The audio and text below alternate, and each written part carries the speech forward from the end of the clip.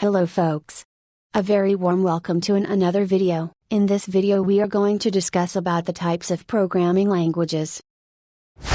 Collaborately. There are three types of programming languages. Machine language, assembly language and high-level languages. The machine language uses the computer binary codes in order to directly communicate with the computer. It is the most basic form of any programming language. Whereas a symbol language is a set above the machine language, but it has a high dependability on the machine language.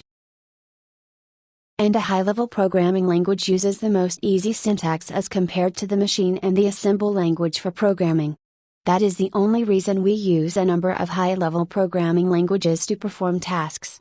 In the next video we will discuss about how a programming language works, and also don't forget to subscribe the channel for more updates.